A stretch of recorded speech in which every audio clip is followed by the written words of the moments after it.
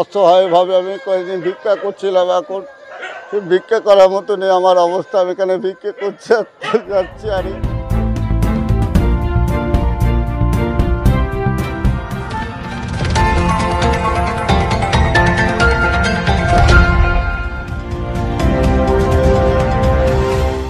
শ্মশান চত্বরে ভিক্ষাবৃত্তি করছেন বিজেপি নেতা। হ্যাঁ, অবিশ্বাস্য হলেও ঘটনাটা একদম সত্যি। একটা সময় দাপিয়ে করেছেন রাজনীতি, আজ তিনি বাটি হাতে 2 টাকার জন্য ভিক্ষে প্রার্থনা করছেন মানুষের কাছে। 2014 সালে কংগ্রেস ছেড়ে বিজেপিতে যোগদান করেছিলেন এই নেতা। বঙ্গ বিজেপির তৎকালীন রাজ্য সভাপতি রাহুল সিনহার পরামর্শে তিনি বিজেপির স্বাস্থ্য পরিষেবা সেলের কনভেনারের দায়িত্ব সামলেছেন।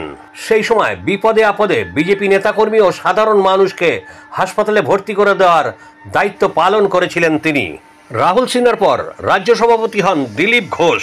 এই সময় পর্যন্ত তার নামের পরিচিতি বিজেপির অন্দরমহলে প্রচারের আলোয় চলে আসে। এরপরই কোনো এক অজ্ঞাত কারণে এই নেতা পর্দার অন্তরালে চলে যান। বুলেট বলেই তার নামে পরিচিতি, তবে তার নাম ইন্দ্রজিৎ সিনহা। রাজ্যের বিজেপি নেতাকর্মীরা নিশ্চয়ই এবার তাকে চিনতে পারছেন। সেই বুলেট এখন দুরারোগ্য ব্যাধি ক্যান্সারে আক্রান্ত। নিঃস্ব ও অসহায় হয়ে হাত পাচ্ছেন মানুষের কাছে 2 টাকার জন্য। কি করবো, আমি এখানে যখন নিঃস্ব অসহায়ভাবে আমি কয়েকদিন ভিক্ষা করছিলাম। এখন ভিক্ষা করার মতো নেই আমার অবস্থা। আমি এখানে ভিক্ষা করতে যাচ্ছি। আর কোনো কারণে সহযোগিতা পাইনি। বাংলার কিছু ভাই আমাকে সহযোগিতা করেছে ক্যান্সার ধরার পর। অনেক সময় ওষুধের পয়সা দিয়েছেন, অনেক ভাই আমাকে করেছেন, অনেক ডাক্তারবাবু আমাকে আমি সমস্ত নেতৃত্বের কাছেই গিয়েছিলাম। আমি লকেটের কাছে গিয়েছিলাম, আমি শুভেন্দু অধিকারীর কাছে বলেছিলাম, আমি রাজ্যের সমস্ত নেতৃবৃন্দকে জানিয়েছিলাম, তারা কোনো রকম উচ্চ বাক্য করেননি। হতাশ হয়ে ইন্দ্রজিৎ বাবু চিকিৎসা আর অন্য সংস্থানের তাগিদেই তারাপীঠের এই মহাশ্মশান চত্বরকেই বেছে নিয়েছেন।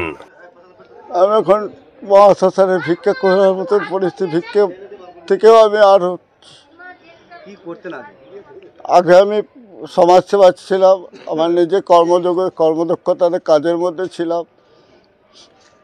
একটি বিভিন্ন রাজনীতি এককালে প্রদেশ কংগ্রেসের সম্পাদক ছিলাম প্রদীপ ভট্টাচার্যের আমলে। তারপরে 2014 সালে আমি মোদিজিকে দেখে বিজেপিতে যোগ দিয়েছিলাম।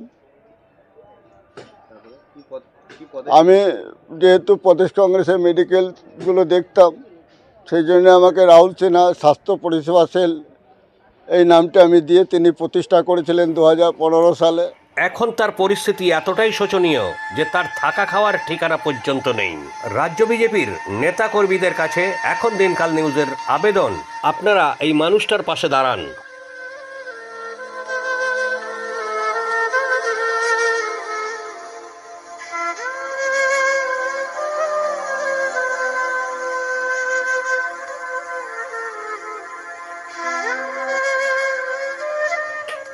পরিমল কর্মকারের রিপোর্ট, এখন দিনকাল নিউজ, কলকাতা।